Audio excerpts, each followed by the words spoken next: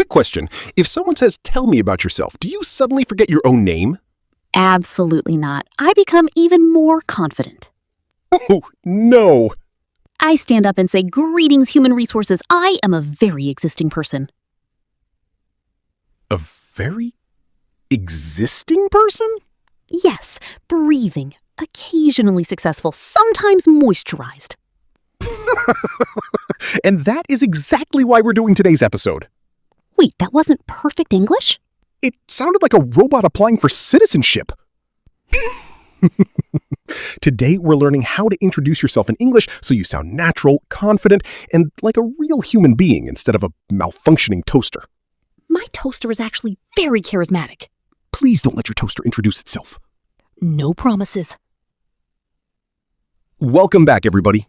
Happy to be here. Nervous, but happy. Nervous? You literally just claimed your toaster has social skills.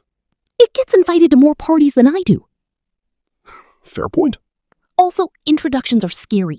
You meet someone and suddenly your brain leaves the building. That's true. People know hundreds of words in English until someone says, "So, tell me about yourself." Then it's just, "Hello, I am person. Think." Exactly. I once practiced an introduction for 3 hours. 3 hours? Then somebody said hello and I answered, "Nice weather." Indoors? Indoors. Incredible. Thank you. That wasn't a compliment. I choose to hear compliments only. Speaking of unforgettable moments. Uh-oh. Last episode, we talked about phrasal verbs, and Speaker 2, you still have not figured out the difference between give up and give in. I figured it out. Really? One means quit. And the other? Also quit, but emotionally. That's surprisingly close. I am evolving. Well, keep evolving, because later in this episode, we have a rapid-fire quiz coming up, and you are going to fail spectacularly. Bold words from a man who once spent 10 minutes looking for his glasses while wearing them. We agreed never to discuss that. The people deserve the truth. Anyway, let's talk about introductions. The first word is confident. That's me. Incorrectly confident, yes. Here's the word naturally. When you introduce yourself confidently, people feel comfortable talking to you. Nice. So confident means feeling sure of yourself. Okay. Real life example. She sounded confident during her job interview. Got it. Memory trick. Imagine a giant superhero named Confident. Confident? Yes, he never says, "Maybe I can do it." He says, "Move aside, I brought snacks and solutions." That's actually memorable. Now use it. I am confidence. You are not confidence. That's a noun. Fine. I am confidently confidence. You just attacked grammar with a chair. Okay. I am confident when I meet new people. Perfect. World champion. Next phrase, nice to meet you. Classic. In context, hi, I'm Jake. Nice to meet you. Easy. Nice to meet you means you're happy to meet someone for the first time. Makes sense. Example, nice to meet you, Sarah. I've heard great things about you. Okay. Memory trick. Imagine meeting a giant piece of pizza. I already like this lesson. You see the pizza and say, "Nice to meet you," Meat? because pizza has meat on it. That's ridiculous. And now you'll remember it forever. Actually, yes. Use it. Nice to meeting you. Close. Nice meeting to you. You're rearranging words like furniture. Fine. Nice to meet you. Perfect. I am unstoppable. Let's not get carried away. So far, we have 2 great tools for introductions. Sound confident and say nice to meet you naturally. Look at me becoming a social butterfly. More like a socially ambitious caterpillar. I'll take it. Next phrase, I'm originally from. Ooh, useful. Very useful, especially when you're meeting people for the first time. Because they usually want to know where you're from. Exactly. Here's the phrase naturally. I'm originally from Chicago, but now I live in New York. Nice. So originally means where you first come from. Got it. Real life example. I'm originally from a small town, but now I live in a big city. Easy enough. Memory trick time. Here we go. Think of the word origin. Every superhero has an origin story. True. Batman has one, Spider-Man has one. My toaster has one. Why is the toaster back? Because he's a recurring character now. Fine, your toaster has an origin story too. Thank you. So whenever you hear originally, think origin story. That's actually a good memory trick. I know, use it. I'm original from London. Close, not original, originally. I'm originally live in London. Grammar just packed a suitcase and left. Okay, I'm originally from London. Perfect. Somebody call the newspapers. Why? Because I got one right. Let's build a full introduction so far. All right. Hi, I'm Jake. Nice to meet you. I'm originally from Chicago. That sounds very natural. Exactly. Simple beats complicated. That's good news because complicated usually beats me. Okay, stop. Quiz time. 2 rapid-fire questions. Ready? I was born ready. Question 1. Which word means feeling sure of yourself? Here is your hint. It starts with C. The answer is confident, because if you're introducing yourself without panic, you're probably confident. I knew that. I practically invented confidence. History disagrees.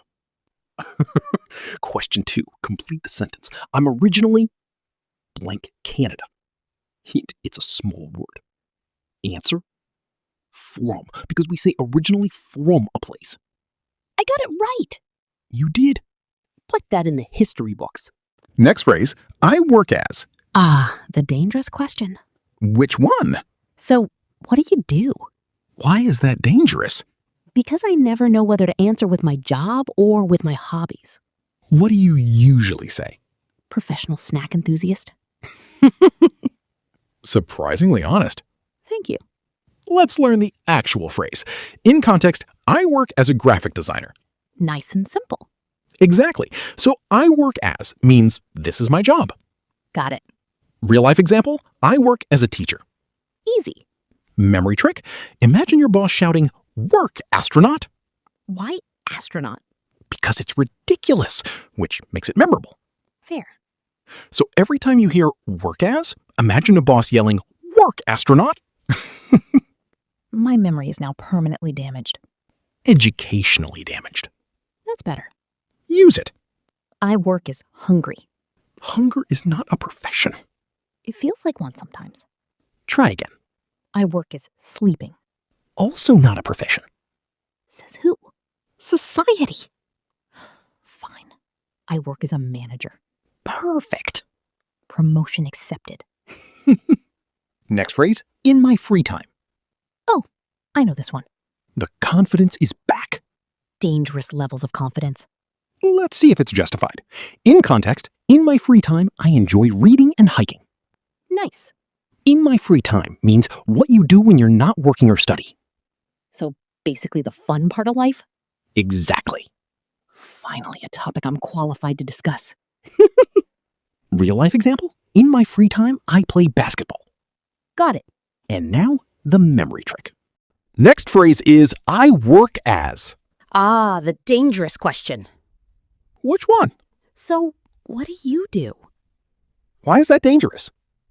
Because I never know whether to answer with my job or with my hobbies. What do you usually say? Professional snack enthusiast. Surprisingly honest. Thank you. Let's learn the actual phrase. In context, I work as a graphic designer. Nice and simple. Exactly. So I work as means this is my job. Got it. Real life example, I work as a teacher. Easy. Memory trick, imagine your boss shouting, "Work, astronaut!" Why astronaut? Because it's ridiculous, which makes it memorable. Fair. So every time you hear work as, imagine a boss yelling, "Work, astronaut!" My memory is now permanently damaged.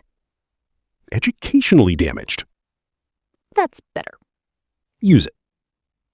I work as hungry. Hunger is not a profession. It feels like one sometimes. Try again. I work as sleeping. Also not a profession. Says who? Society. Fine. I work as a manager. Perfect. Promotion accepted. Next phrase, in my free time. Oh, I know this one. The confidence is back. dangerous levels of confidence. Let's see if it's justified. In context, in my free time, I enjoy reading and hiking. Nice. In my free time means what you do when you're not working or studying. So basically the fun part of life. Exactly. Finally, a topic I'm qualified to discuss. Excellent. Please make it weird. I always do. Fair point.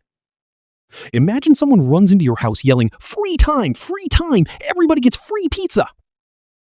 I'm listening. You immediately stop working and run toward the pizza. Naturally. So whenever you hear "in my free time," think of free pizza time. That's ridiculous. And memorable. Unfortunately, yes.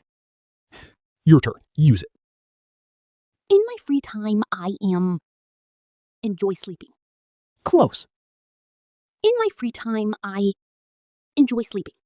Perfect. Yes. And honestly, that's the most relatable sentence you've said all year. Before we finish, let's do one more quick review.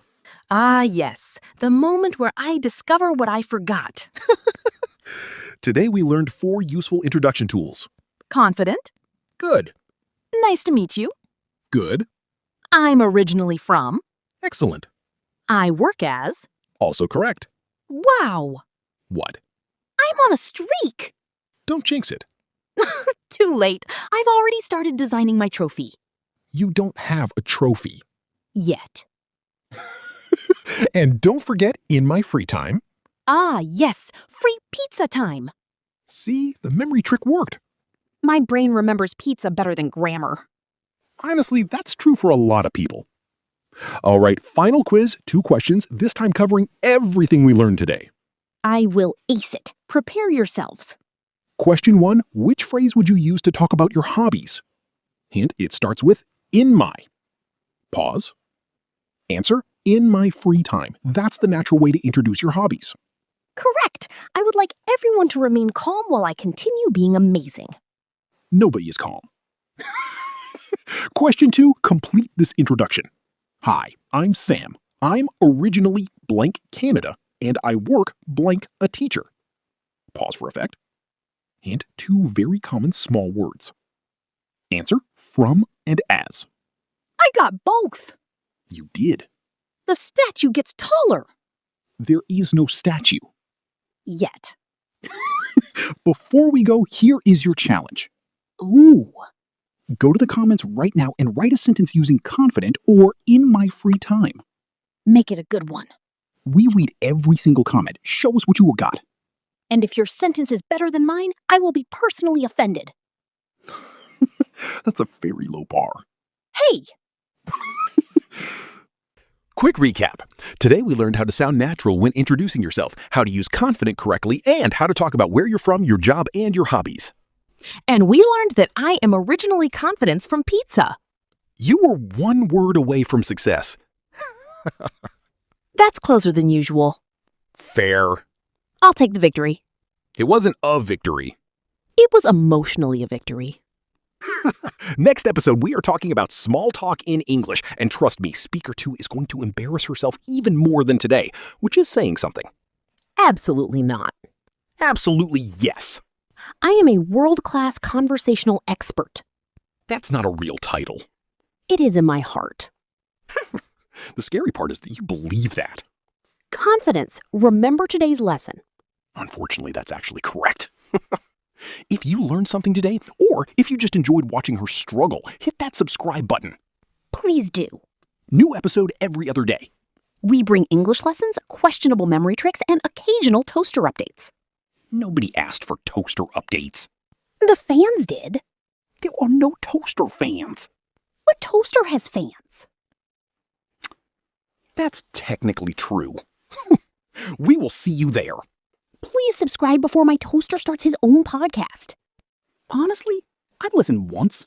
Betrayal. Until next time, keep learning. Keep laughing? And keep speaking English with confidence. Even if your introduction starts weird. Preferably not toaster weird. My toaster is filing a complaint. Tell him to send it professionally. He works as a toaster. That's the first completely accurate thing you've said all day. The statue just got bigger. There is still no statue. There is in my heart. Goodbye, everybody. Bye, everyone. See you next time.